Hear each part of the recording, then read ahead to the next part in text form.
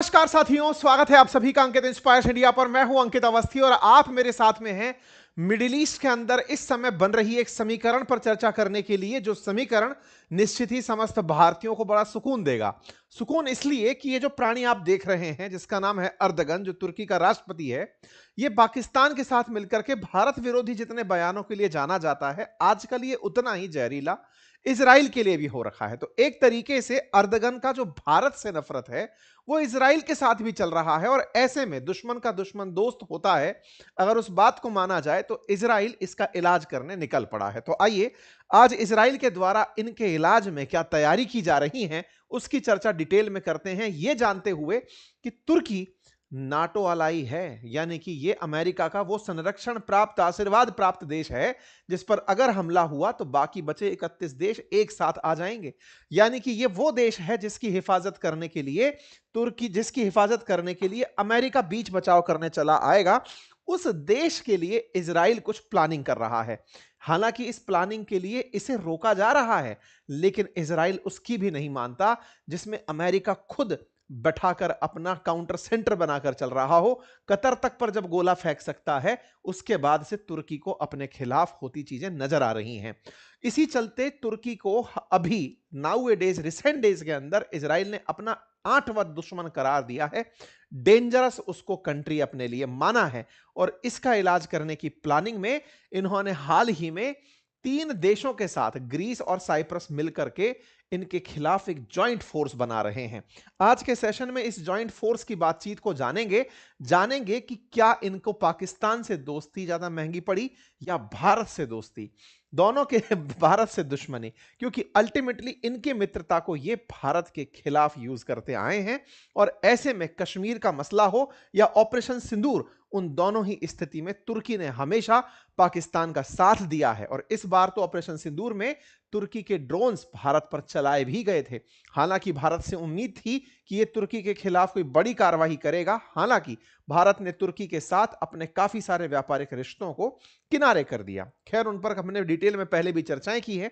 फिलहाल के लिए सबसे बड़ा जो सवाल दुनिया के बीच में है वो ये कि नेतन्याहू ने जिस कतर में अमेरिका ने अपना सेना का अड्डा बनाया हुआ था उस पर हमला कर लिया था, वो तो सब चल गया, लेकिन जिसको नाटो का संरक्षण प्राप्त हो उस देश पर इजराइल क्या एक्शन ले सकता है? क्या अमेरिका उसे रोकेगा नहीं कि भाई रुक जाओ, ऐसा मत करो कि यार जिस हमारे ऊपर से ट्रस्ट खत्म हो जाएगा लोगों का। तो नेतन्याहू को बुलाया गया है अमेरिका कि आ जाओ भाई, एक बार तसल्ली से समझ लो हम क्या चाहते हैं, जान लो, और उसके बाद कुछ एक्शन लेना। ठीक है, चलिए इन सारी बातों पर विस्तार से चर्चा करेंगे। पहले मैप के माध्यम से कुछ बेसिक जानकारी जान लेते हैं और फिर हम आगे बढ़ेंगे। देखो, ये जो आप मैप देख रहे हैं मिडिल ईस्ट का जो मैप है, इसको पहले भूमध्य सागर से समझिए, मेडिटेरेनियन सी से। मेडिटेरेनियन सी के उत्तर की तरफ पड़ता है देश जिसका नाम है तुर्की, दक्षिण की तरफ पड़ता है अफ्रीका, पूर्व की तरफ पड़ता है एशिया। ये जो लेबनान करके आपको देश दिखाई दे रहा है, इजराइल करके ये जो देश दिखाई दे रहा है, ये सब वो चिर परिचित देश हैं आपके लिए, जो कि मेडिटेरेनियन सी के पूर्व में स्थित देश हैं। अच्छा, तुर्की के दक्षिण में एक छोटू सा देश यहां पर भी आपको दिखाई दे रहा होगा। अगर मैप को जूम कर पाए तो आप समझ पाए कि इस देश का जो नाम है, ये वाला जो देश है, ये देश है साइप्रस। ये साइप्रस नाम का जो कंट्री आपको यहां दिखाई दे रहा है, इसके साथ में एक देश यहां पर लगा हुआ है, इसका नाम है ग्रीस। तो असल मायने में तुर्की के सामने साइप्रस और ग्रीस है, और यहां पर आपको यह वाला देश इजराइल दिखाई पड़ रहा है। प्लानिंग क्या चल रही है इन दिनों? प्लानिंग यह है कि ग्रीस, साइप्रस और इजराइल मिलकर के इसकी बाउंड्री सेट कर रहे हैं। तुर्की को थोड़ा और मैप में अच्छे से समझ लीजिए।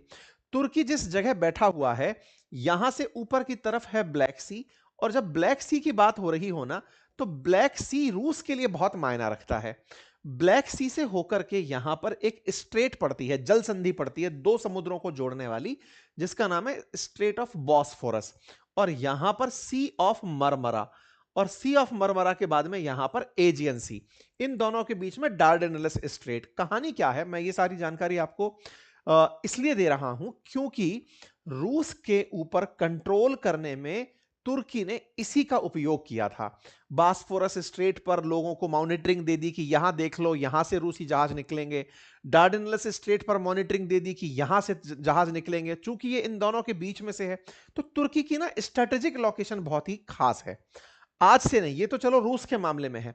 अगर हम एशिया के मामले में बात करें तो एशिया के मामले में भी एशिया से जो पहले ओल्ड सिल्क रूट था ना, वो भी तुर्की होकर के ही जाता था। यहां पर इनका एक शहर है जिसका नाम है इस्तांबुल।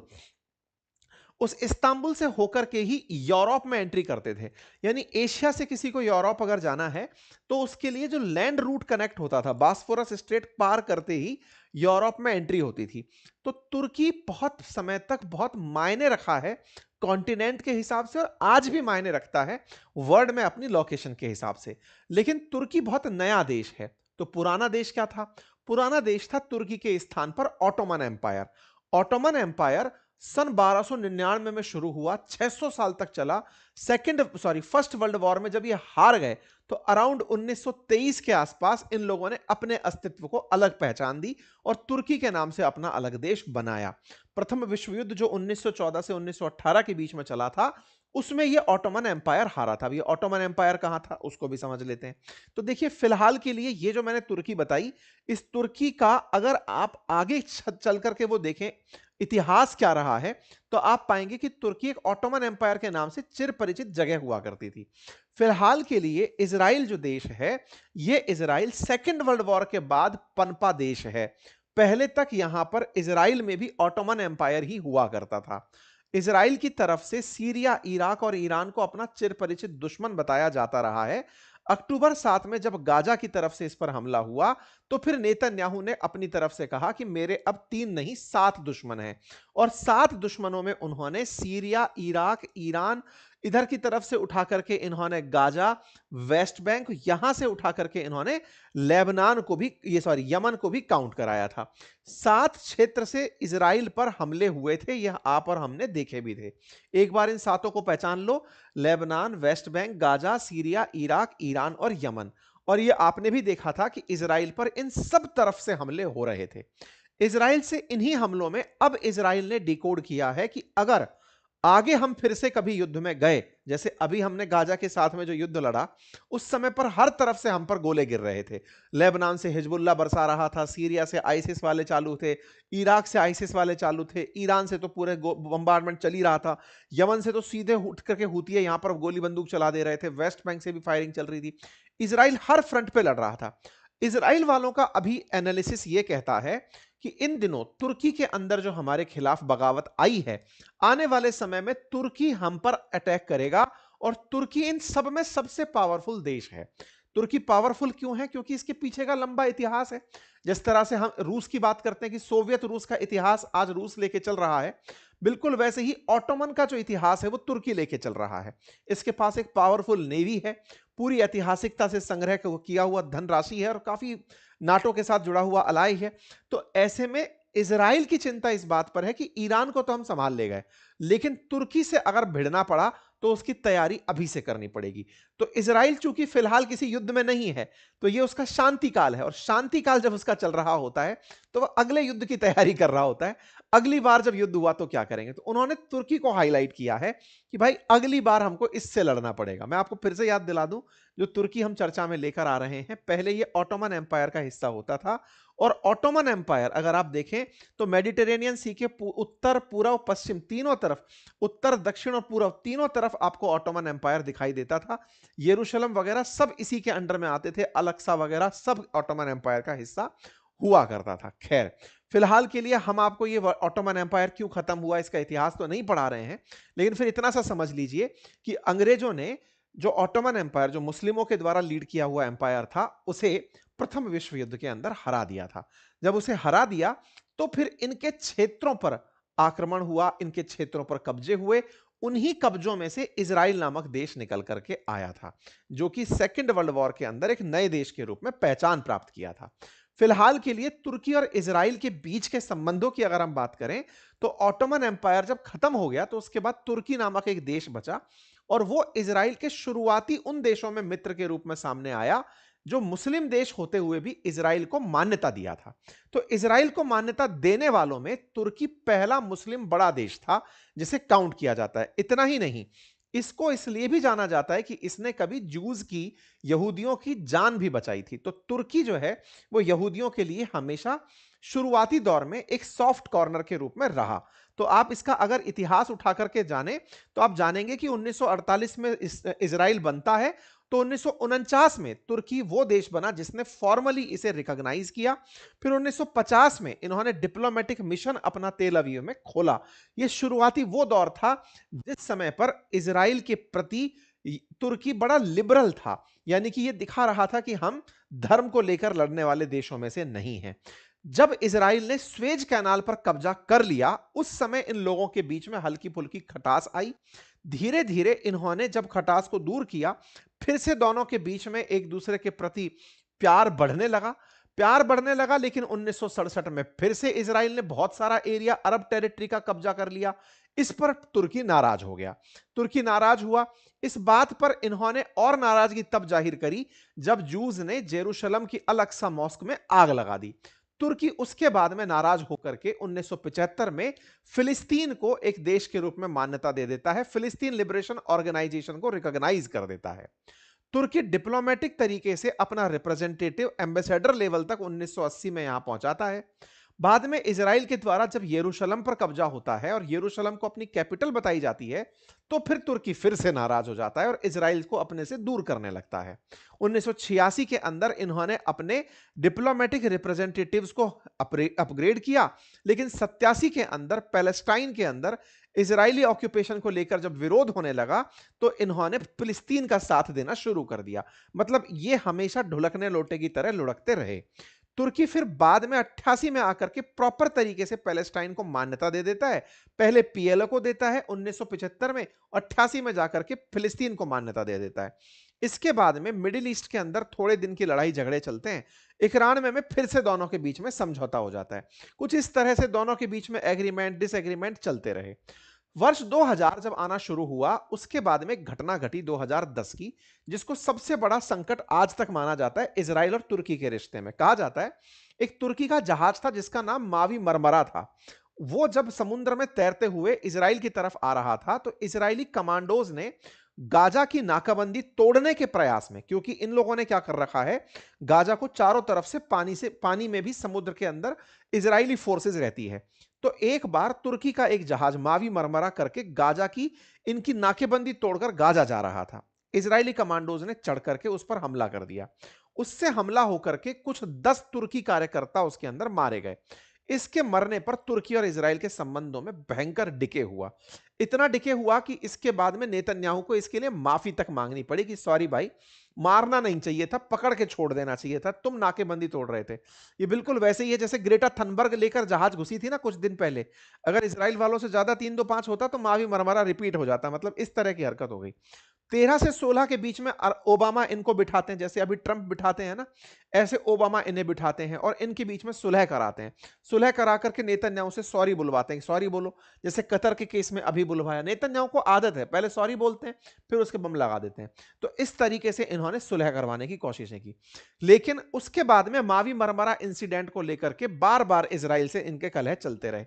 2010 तक भी, मतलब आप सोचिए 2013 में भी मावी मरमरा पर इजरायली पीएम से इन्होंने रिग्रेट बुलवाया है, और तो और पैसे तक लिए हैं कि भाई मावी मरमरा में जो लोग मरे थे उनके हिस्से के पैसे दो हमें, तब जाकर के हम कुछ बातों को लेकर के नॉर्मलाइज करेंगे। $20 मिलियन का इन्होंने मुआवजा वसूला तुर्की वालों ने कि तुमने जो लोग मारे उनके पैसे दो हमें। खैर, नेतन्याहू को तुर्की के साथ में दिक्कत तब बढ़ने लगी जब ये 7 अक्टूबर वाला मामला हुआ।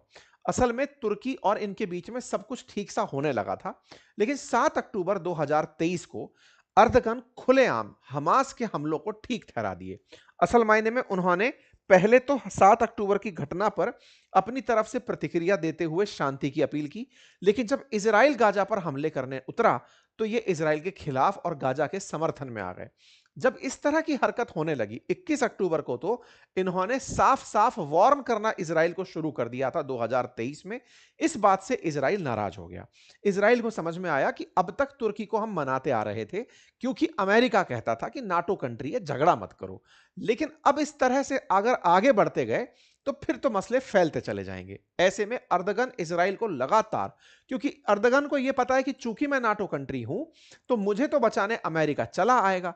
ऐसे में वो खुलेआम इजराइल को धमकियां देते आ रहे थे, और ऐसे में इजराइल यह मानते हुए कि मैं नाटो के साथ अभी लड़ाई नहीं लड़ूंगा, वो तुर्की को साइड में किए चल रहा था। अर्दगन इजराइल को वार्न किए पड़े हैं, दोनों एक दूसरे के पीछे खींचातान कर रहे हैं। हर बार खबरें देखोगे तुर्की के अर्दगन ने वार्न कर दिया इजराइल को, अर्दगन वार्न तुर्की, हर जगह मतलब अर्दगन वार्न इजराइल, ये सब जी है ना, सब जगह आप यही समझेंगे कि हर जगह एक ही बात, Erdogan accuses Israel of intending to invade Turkey. ये तमाम चीजें इस तरह से कि भाई पहले तो इनको कहा गया कि तुम मान जाओ, नहीं मानोगे तो हम तुम्हारे खिलाफ एक्शन लेंगे।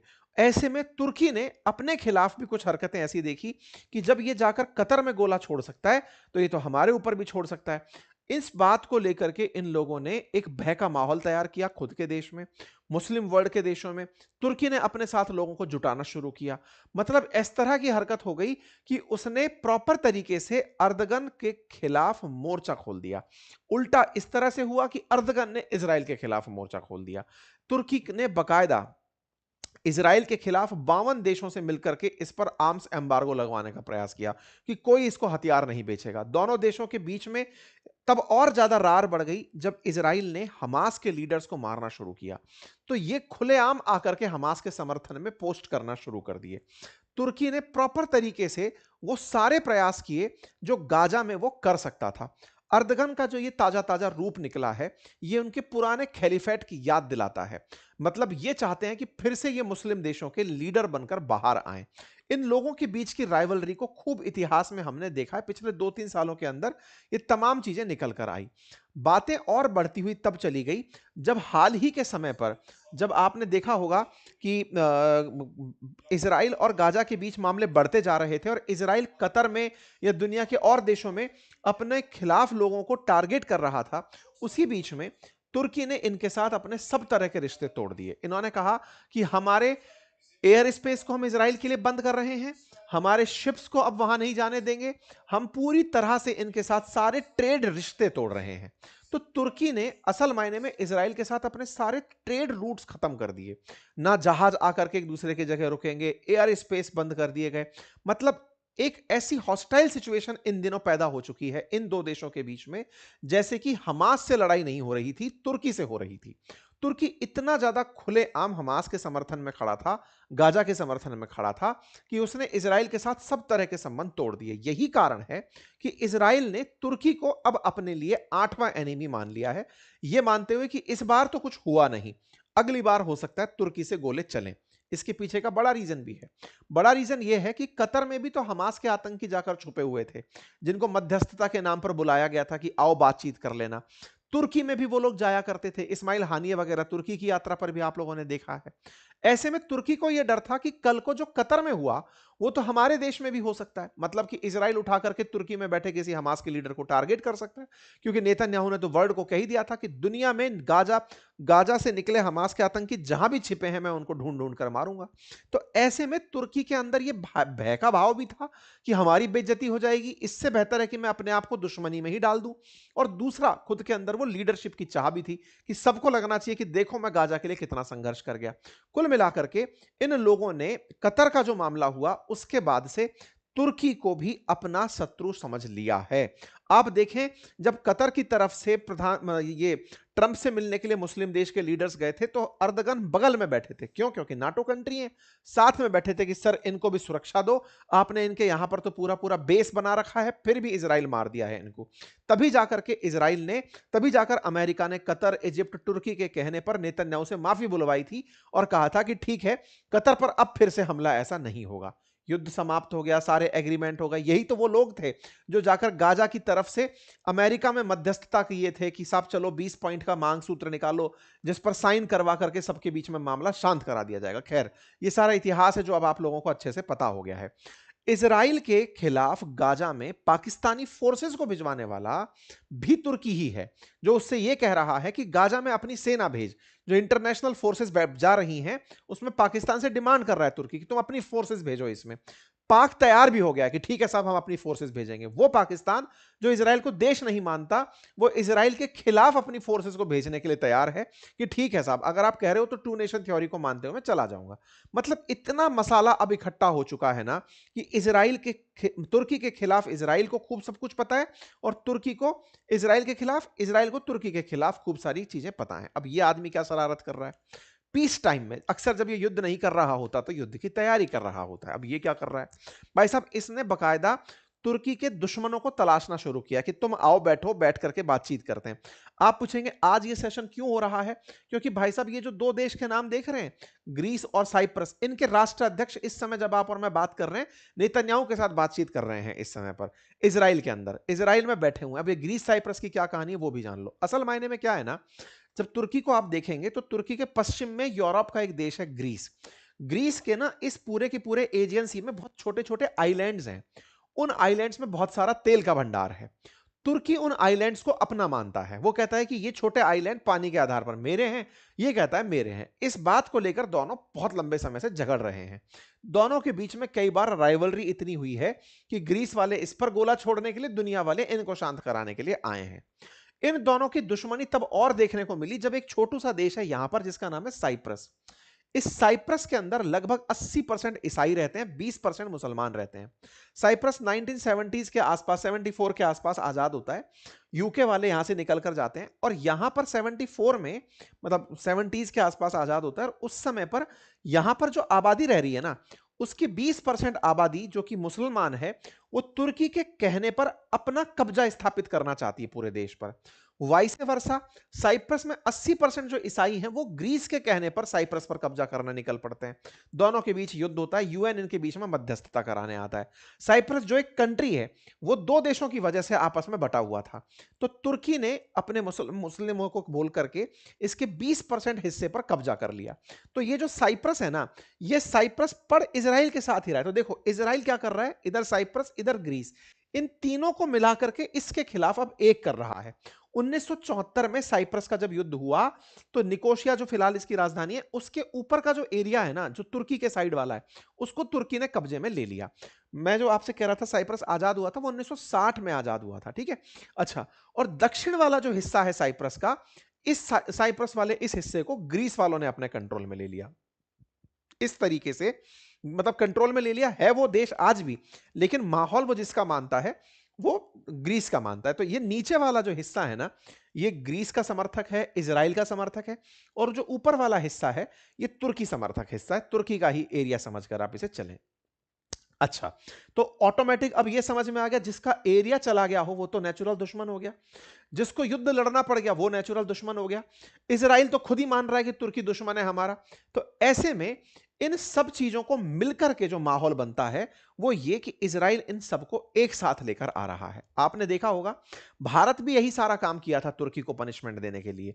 भारत ने साइप्रस के, भारत के प्रधानमंत्री बकायदा साइप्रस गए हैं इस साल जब तुर्की ये सारी हरकत किया। हम लोग यहां की यात्रा किए हैं, हमारे विदेश मंत्री यहां की यात्रा पर गए, साइप्रस वालों को हमने अपने देश में बुलाया है, बकायदा बातचीत हुई है। सेम यही हमारी ग्रीस के साथ भी बातचीत हुई है। तो कुल मिलाकर जो भारत स्ट्रेटेजी अपना रहा था साइप्रस और तुर्की, उसको ग्रीस को साथ लेकर चलने की, वही काम अब इजराइल कर रहा है। इसी काम को करते हुए ग्रीस और साइप्रस तुर्की को अपना दुश्मन मानते हुए इजराइल के साथ जा रहे हैं। यह खबर शुरुआत में निकलती है, तुर्की ने इस बात के लिए इन दोनों को धमकाया भी कि तुम लोग क्या मेरे खिलाफ एक होने की सोच रहे हो। नेतन्याहू कह रहे थे हां सोच रहा हूं। यह खबर निकलकर आती है कि तुर्की को काउंटर करने के लिए इन दोनों देशों को साथ लेकर बैठा जा रहा है। इनके खिलाफ अर्दगन इस बात को समझ करके इन तीनों को धमका रहे हैं कि तुम ऐसी कोई हरकत नहीं करोगे जिससे युद्ध की स्थितियां पनपे। लेकिन ये भाई साहब तैयारी में लगे हुए हैं। जब मैं ये बात बोल रहा हूं तैयारी में लगे हुए हैं, तो आप यहां पर देख सकते हैं 22 तारीख की शाम आज साइप्रस के जो प्रेसिडेंट हैं वो इजराइल में उतर चुके हैं, और यहां पर थोड़ी ही देर बाद में आप देखते हैं कि यहां पर ग्रीस के जो पीएम हैं उनका भी आगमन हो जाता है, ग्रीस के प्रधानमंत्री का नेतन्याहू से मुलाकात करते हुए।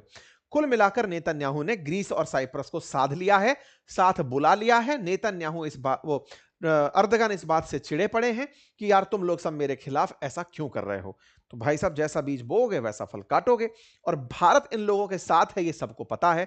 भारत साइप्रस को वेपन बेचना चाहता है, वेपन बेचे भी हैं। हम ग्रीस के साथ भी खड़े हैं और हमारा इज़राइल के साथ जो संबंध है वो सबको जग जाहिर है। तो कुल मिलाकर के एक ऐसा सिस्टम अब तुर्की के खिलाफ तैयार किया जा रहा है ताकि उसे यह रियलाइज रहे कि उसका पाकिस्तान के प्रति जो प्रेम है वो उसे नेचुरल रूप से भारत को इजराइल के करीब लेकर जाता है। ठीक है, यहां पर आप बैठक की तस्वीरें देख सकते हैं। बढ़िया इनके बीच में अभी जब आप सुन रहे हैं उस समय पर देख सकते हैं इस तरह की बढ़िया मीटिंग इन तीनों देशों के बीच में चल रही है। चर्चा यही है, Greek Israel allies alliance seek to counter rising power Turkey, ये सुर्खी है। ठीक है साहब, तो उम्मीद है आप सभी साथियों को यह जानकारी पसंद आई हो। जानकारी पसंद आई हो तो साथियों से अवश्य साझा करें। चैनल पर नए हैं तो सब्सक्राइब कर लें। और तो और अगर आप फ्री में डीमैट अकाउंट खोलना चाहते हैं तो उसका लिंक कमेंट बॉक्स में है। हमारे स्टॉक मार्केट रिलेटेड जो कोर्सेज हैं वो हमारे एप्लीकेशन बातें बाजार की पर उपलब्ध हैं, जिसका लिंक कमेंट बॉक्स में पिन है। आप कोर्सेज को चेक कर सकते हैं। थैंक यू सो मच, अपना ख्याल रखें।